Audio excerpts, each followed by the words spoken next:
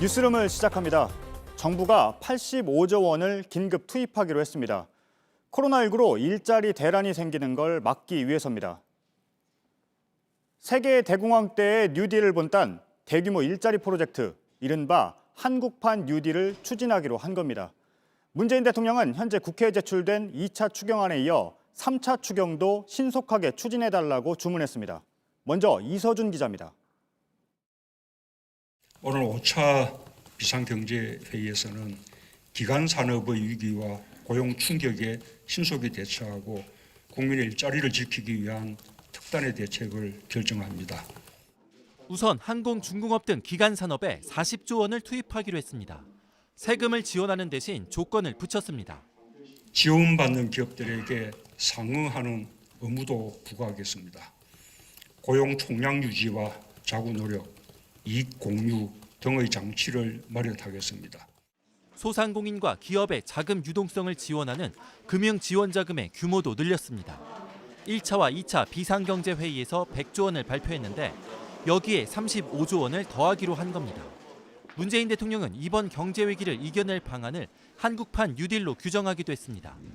관계부처는 대규모 국가 프로젝트로서 이른바 한국판 뉴딜을 추진할 기획단을 신속히 준비해 주기 바랍니다. 문 대통령은 또 오늘 발표된 대책들을 위한 3차 추경과 입법을 신속하게 추진하라고 지시했습니다. 그러면서 특히 국회를 향해 대승적인 합의로 신속한 결정을 해달라는 당부를 전하기도 했습니다. JTBC 이서준입니다. 외환 위기 때를 연상케 하는 대규모 공공 일자리 사업도 이번에 나왔습니다. 55만 개의 일자리를 만드는 일입니다. 프리랜서나 무급 휴직자들에게도 최대 150만 원의 긴급 지원금을 지급합니다. 송지혜 기자입니다. 정부는 일자리를 만들고 지키는 데 10조 원을 넣기로 했습니다. 우선 3조 6천억 원을 들여 공공부문과 민간부문 일자리 55만 개를 만듭니다. 지난해 신규 취업자의 2배 가까운 규모입니다. 먼저 청년층을 위해 집에서 업무를 할 수 있는 일자리를 10만 개 만듭니다. 출근하지 않고 온라인으로 도로나 작물처럼 각 부처에서 필요한 데이터를 쌓도록 한다는 겁니다.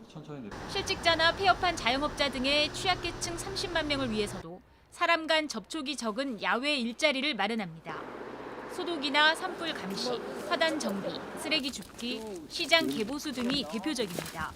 급한 불을 끄는 데 상당히 도움이 될 수 있다 생각이 되고요. 플러스 고부가가치 일자리로 갈 수 있는 직업 훈련까지 이렇게 좀 확충이 되면 코로나19로 매출이 급감한 영세 자영업자나 고용보험 사각지대에 있는 프리랜서, 대리운전기사, 무급휴직자 등 93만 명에겐 월 50만 원씩 최대 3개월간 긴급 고용안정 지원금을 지급합니다. 또 항공지상조업사, 면세점업 등을 특별 고용 지원 업종에 추가해 근로자들을 지원하기로 했습니다. JTBC 송지혜입니다. 정부의 대책이 나왔지만 문제는 속도입니다. 실제 고용센터를 찾은 사업주들의 사정은 절박했습니다. 지원금을 기다릴 시간도 없는 벼랑 끝에 선 심정이라고 말했습니다. 배양진 기자입니다. 2002년 문을 연 중견 여행사는 지난 2월 이후 한 번도 경험하지 못한 상황을 겪고 있습니다. 매출이 없고 환불 이런 것만 있는데 호텔 예약 이런 거 하는 건 다 이제 취소 상태고 돈도 못 받고 이런 상태라 너무 힘들어요. 직원을 해고할 수는 없어 지난 3월 초 고용유지 지원금을 신청했지만 아직 받지 못했습니다. 30년째 결혼 앨범을 만든 업체 사장에게도 이번 봄은 버티기 어렵습니다. 거의 4분의 3이 줄었어요. 사진을 안 찍고 거의 문 닫아야 됐어요. 사실 이런 게 없으면 진짜 문 닫아야 됩니다.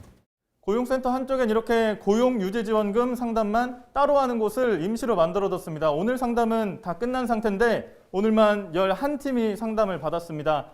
고용유지지원금 신청 기한인 월 말에는 100명 넘게 상담을 받기도 한다고 합니다. 지원금 신청을 받고 심사하는 고용복지센터 공무원도 2달째 매일 야근입니다. 1년에 한 건, 2건 이렇게 들어오던 이제 사업이었는데 갑자기 저희가 이제 하루에 100건씩, 많을 때는 3월 말에는 700건씩 지원금을 빨리 드려야 되는데 저희가 그렇게 반나수로 해도 사실은 바로바로 지급하기가 어려운 상황이라. 고용유지 지원금은 직원들에게 휴업 수당을 먼저 줘야 지원금을 정산받는 구조입니다. 하지만 당장 수당을 줄 돈이 없는 곳이 수두룩합니다. 정부는 일단 수당을 줄 돈을 먼저 빌려주는 제도를 만들겠다고 했지만 시간이 많지 않습니다.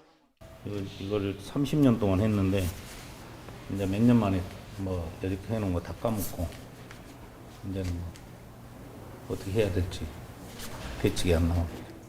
JTBC 배양진입니다.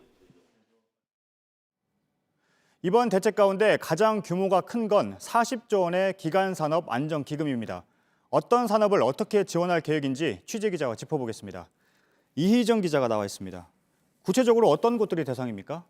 네, 일단 이 기간 산업은 나라 경제의 기초가 되는 그런 핵심 산업들을 말합니다. 정부가 오늘 지원하기로 한 건 그중에서도 이 항공과 자동차, 또 조선 등 7개 산업인데요. 이 산업들은 일자리와 또 생산, 수출 같은 이런 경제 지표에서 차지하는 비중이 아주 큽니다. 때문에 이 기간 산업이 흔들리지 않게 최대한 자금을 충분히 지원을 해야 실업 대란 또 이런 기업 도산 같은 경제 위기를 좀 막을 수 있다. 이렇게 정부는 판단하고 있습니다. 네, 문제는 돈이잖아요. 기금은 어떻게 마련을 하는 겁니까? 네, 산업은행에 기간산업 안정기금을 두고 정부가 보증하는 채권을 찍어서 시장에 파는 겁니다. 이렇게 마련한 돈으로 각 기업의 상황에 따라서 또 다양하게 맞춤형 지원이 이루어지게 될 텐데요. 일단 대기업에 직접 대출을 해주거나 아니면 또 회사채에 대해서 지급 보증을 해줄 수도 있고요. 또 아예 기업의 영구채나 주식을 사서 아예 자본을 좀 늘려주는 방법도 있습니다. 다만 이번에 이 기금을 마련을 하려면 이 산업은행법부터 개정을 해서 관련 조항을 만들어야 하는데요. 정부는 가급적 빨리 기업들이 좀 지원을 받을 수 있게 국회에도 협조를 요청할 예정입니다. 네, 이번에 지원 대상에 대기업도 포함이 되잖아요. 그러니까 세금으로 대기업을 지원하는 것 아니냐 이런 얘기도 나올 수가 있는데 혹시 조건 같은 게 있습니까? 네, 있습니다. 일단 국민 세금이 들어가는 대신에 기업도 이에 걸맞는 책임을 져라. 이게 정부의 입장인데요. 일단 이번 대책의 목표가 이 일자리 지키기인 만큼 고용에 좀 초점이 맞춰집니다. 고용을 일정 기간 동안 또 일정 비율 이상으로 좀 유지를 해라. 이런 거를 약속을 해야 하는데요. 오늘 은성수 금융위원장도 이 부분을 좀 강조했습니다. 직접 들어보시죠. 예. 도덕적 해이 방지를 위해 지원 자금을 고액 연봉 지급에 써버리거나 주주 이익만을 염두에 두고 배당을 늘리거나 자사주를 매입할 수 없도록 하겠습니다. 네, 해외에서도 비슷한 사례가 있습니까? 네, 요즘 가장 대표적으로 꼽히는 게 이제 항공업이 위기라고 하는데요. 미국의 경우에는 이 항공업에 자금을 지원을 하면서 일정 수준 이상으로 연봉을 아예 못 올리게 제한을 했습니다. 또 대출을 갚고 1년이 지날 때까지 뭐 배당을 받거나 아니면 자사주를 사는 것도 아예 못하게 했습니다. 우리나라 항공사도 이제 아마 비슷하게 될 텐데요. 일단 지원을 받게 되면 이 지원금을 갚기 전까지는 임원급이나 또 중견급 이상의 뭐 이런 기장들의 경우에는 연봉을 이렇게 올리기는 좀 힘들 것으로 보입니다. 예. 다만 이번에 이 대주주의 출연 뭐 문제 같은 이런 것들은 좀 대책에서 빠졌는데요. 이번 위기가 뭐 대주주의 경영 실패나 이런 데서 비롯된 게 아니라 이 코로나19에서 비롯됐다는 점을 좀 감안했다 이런 설명입니다. 네, 정부가 기업의 지분을 보유할 수도 있다면서요? 네, 기업이 이제 어느 순간 정상화가 되면 주가가 오르잖아요. 그러면 이걸 주식으로 바꿔서 이익을 또 이제 나눈다. 이게 정부의 생각입니다. 이렇게 하기 위해서 지원금의 15%에서 20%를 이 채권자가 필요할 때 채권을 주식으로 바꿀 수 있는 이 주식 연계 증권이나 또 우선주 등으로 지원을 할 예정입니다. 지금은 그렇지 않겠지만 기업이 막상 이제 위기에서 벗어나게 되면 대주주들의 이익만 또 챙기는 경우가 많은데 좀 이걸 방지하자는 차원입니다. 정부는 다만 오늘 발표한 이런 구조들이 뭐 국유화로 이어질 가능성에 대해서는 뭐 관계가 없다 이렇게 설명을 했습니다. 네, 잘 들었습니다. 이희정 기자였습니다. 재난지원금을 전 국민에게 주느냐 마느냐 여당과 정부는 이걸 놓고 줄다리기를 해왔습니다. 그런데 오늘 여당이 절충안을 찾았다고 발표했습니다. 모두에게 주되 고소득층에겐 기부를 유도하기로 뜻을 모았다는 겁니다. 황혜린 기자입니다. 민주당이 정부와 절충점을 찾았다며 국민 모두에게 긴급재난지원금을 지급하겠다고 밝혔습니다. 이러한 당의 입장을 정부에 전달을 했고 그 당정 간의 공감대를 마련하는 데 있어서 정세균 총리께서 좀 역할을 해주셨다.